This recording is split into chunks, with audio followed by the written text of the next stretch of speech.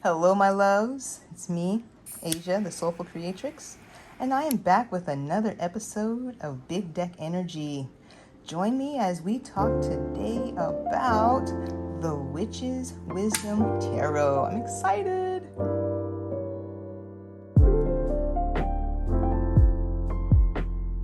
So, today we are discussing the Witch's Wisdom Tarot.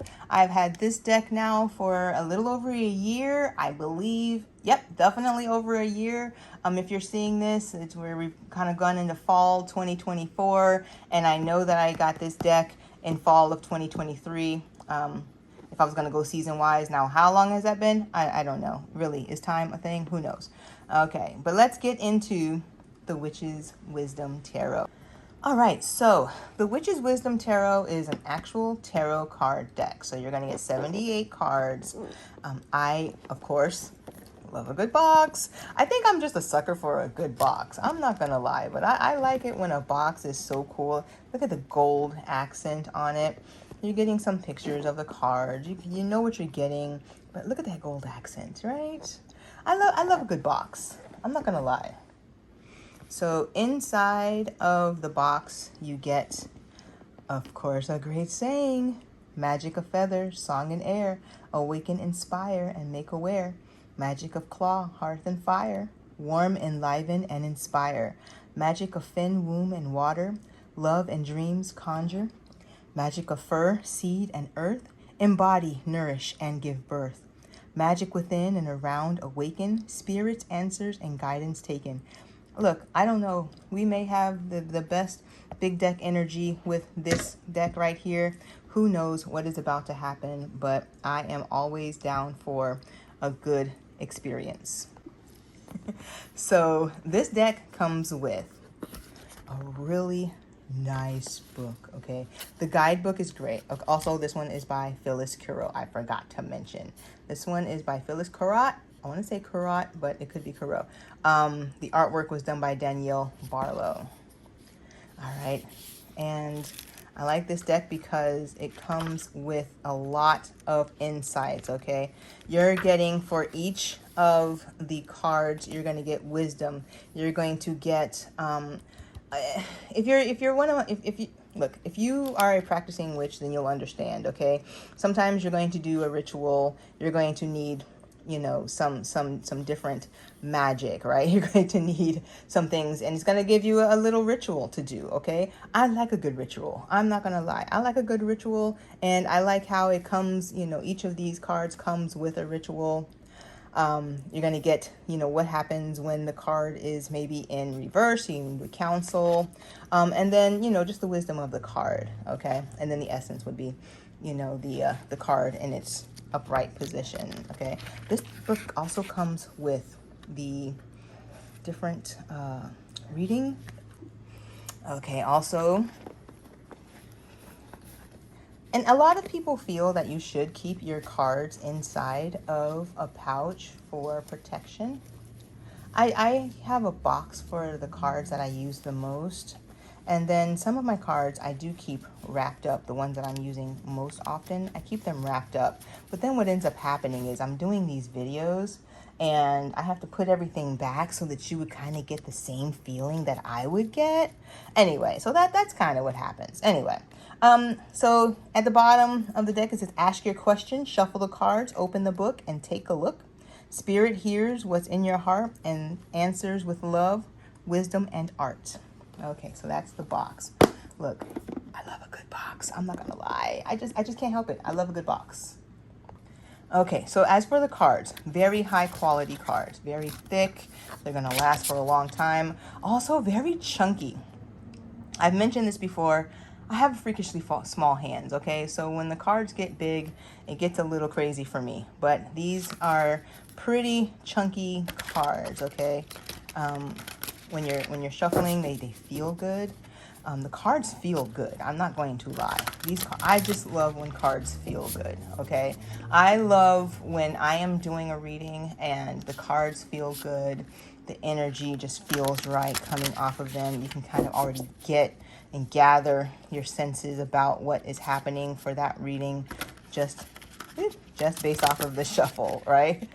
Anyway, but to show you what these cards look like, they are going to be elemental. So you're going to have earth, air, fire, and water. And then the royalty, the royalty on the cards, you're going to end up with like the craftsman, the hold on, let's see, the witch, let's see, the goddess, right? And is it the craftsman, the wrist, the goddess, and the messenger? There you go. I believe that's all of them. Craftsman, witch, goddess, and messenger, I believe, are the royalty cards. So you're gonna have air, earth, air, fire, earth, and water. And you're gonna have air, fire, earth, and water, and you're going to have messenger, goddess, witch, and craftsman. Not in that order, honestly. I'd have to go in and look because I don't use these cards as often as I thought that I was going to use them when I first got them. And I'll tell you why. So when I first got these cards, I was on a deep dive into more elemental work, more, I wanted to have more an embodied craft as far as like my divination went. And so I thought that this deck was going to be able to help me with that. I found that, you know, some of the rituals that were included with each of the readings would work. But when I was doing like multiple cards, just picking which ritual and how I wanted it to go, it kind of, I got in my head too much. I'm not gonna lie. I got in my head too much, okay? So I don't use these cards as often. When I'm ready to do some great stuff for myself, I will use these cards. I have never used these cards for reading for anybody else. So far, I've been okay with using these cards for reading for myself. So we can look at the art, and I like the art. Here you go. This is some of the art. There's Four of Fire. I get this card often. I get this card, Four of Fire, I get pretty much no matter what deck I'm using. Oh, so we'll also have to talk about, there you go, the Witch of Water. We'll also, we're gonna have to, you know, hide the buffalo because we don't want YouTube to get mad at me, right? Shaman. I'm gonna put that there because I want to go over the major arcana. So this is just a feel. It's very watercolor, very hand-drawn feeling for each of the cards.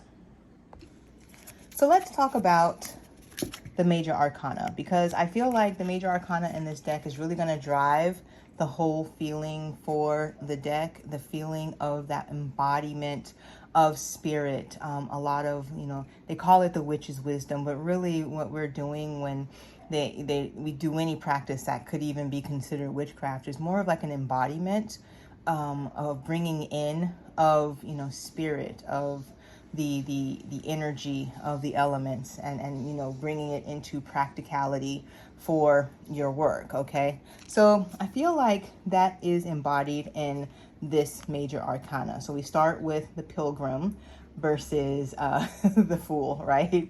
But you know, when you're a pilgrim, you're going out, you're going on your journey, right? Even in shamanism, you know, we're going on our journey, you know, and then, you know, we're basically, you know, starting off with a pilgrim on a journey, right? You know, here we have the World card. I like this. It's just like, let's burn it all down, and we're going on an actual adventure, guys. There's the Initiation, of course. There's the Moon and the Star. These are just ideas to me that feel like a part of my everyday, right? The healing of it all, the rebirth of it all, the maze. What are we doing for others, for our, you know, for the world? How are we keeping, this is Temperance, right? You know, balance, and you have your wheel of life, you know, everything happened. It's all very universal law of rhythm. We talked about that one before. Here's the shaman. There's his drum. Looks a lot like my drum, you know. The strength card, which normally has a lion, but come on, really, you know. Here's our journey. Love, of course. Wisdom keeper. Guardian. Great mother, which I'm probably going to get in trouble for that one. I don't know. We'll see. I'll go really fast. And then the priestess and the council of all beings, right? So yeah, I feel like this deck shows the actual embodiment, like I said, of working with these elements and these spirits. All right, so we're going to do a little reading so that you can feel what this deck has to offer. Now, like I said, I have yet to ever do a reading with these cards for anybody else. So today will be no different. I'm going to give you guys a view into my life here, okay? If you get this far and you're watching this, it is sometime in October 2024. It's either the 18th, I want to say it's like the 18th or the 17th. No, we just had the full moon, so it's got to be the 18th. I feel like it's the 18th of October because we just had the full moon, right? Full moon, there you go. So it's got to be like the 18th or 19th of October.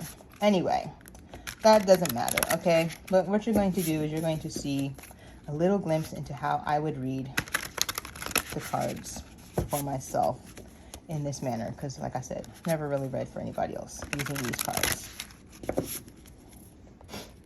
So I've asked for the welcoming of my helpful ancestors, guides, spirits, my goddess gang, everyone who is, you know, around and willing and wanting to give me a message for today. I'm going to just pick one card as my message, just for time's sake, and honestly, you don't need to know that much about me, right? So I just want something I would need to know today.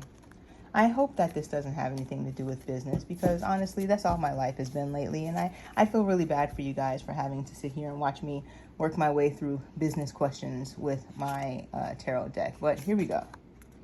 6 of Air. There you go. Look at those swans. Aren't they beautiful? I love it. All right. So if I were just going to take time and look at the card and just gather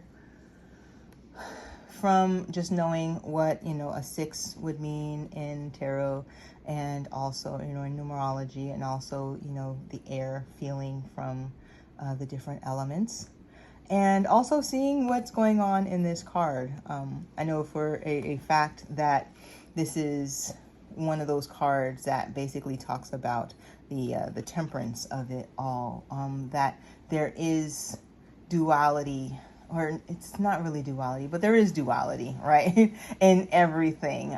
Nothing is bad unless something is good, and nothing is good unless something is bad. So when you're looking at this card, you would think, oh, these 2 swans are kind of, you know, protecting against this evil fox over here, or whatever, you know, is going to you know, come and take the swans or whatever, you know. But in the grand scheme of things, foxes, you know, got to play his part. Swans are going to play their part, right? And that's just the balance of nature. I would think that air, the 6 of Air is a balance type of a feeling, a reminder to keep risk and reward in mind. And I promise you, I did not mean for this to be a business type of a reading, but it looks like a business kind of card for me. So I'm going to have to say, you know, yes, I would see this card and I would feel like it is a reminder for me to keep my risk and reward feelings in check, in some sort of a balance. To understand that everything is happening in its due time as it's supposed to happen. Just like, you know, these little baby swans are not supposed to get out of the water or fly yet or anything. They are, you know, taking their time right now and learning these lessons that they're learning. If you go too fast, you end up getting hurt. in some ways. So, you don't want to go too fast. You don't want to rush. You want to kind of keep everything in its own divine timing. So that's what I would say about this card. I can look and see what the book says. So this was the book that we mentioned, the tarot guidebook, just so we can see how we're feeling about that. The Six of Air. So like I mentioned, there's no pictures in here, but it's still a great guidebook. Okay, Six of Air. All right. Okay. So it says balance. I don't know what that is on my nail. I don't know where that came from. I feel, I apologize for any inconvenience. It's probably the soot from the incense. Anyway, let's see. It says, where air and water meet, two swans preside, creatures of the wing, equally at home where they must swim. Messengers of the goddess, they carry missives and prayers between the worlds. Safe between the devoted pair, their four signets swim. Love created them, protects and nourishes them, teaches them to swim and fly. But a fox waits upon the shore. If they take to the land before maturity, they could become prey. This does not make the fox evil. Fox and swan are equal parts of Mother Earth's law of balance. All of creation is held in the right measure for life to flourish. Okay, that seems I feel like I was very close there. Okay. So the essence is divine communication, development, useful limits, danger for the unprepared. Which I think is where I felt with they have to do what they have to do now. They can't rush it. They could get eaten type of a feeling. Okay, I got that. Okay. So let's see. For this one, the magic is to practice folding an origami swan. Write a prayer to the goddess. Find a body of water where there are water birds. Read your prayer aloud. Fold the paper into the swan.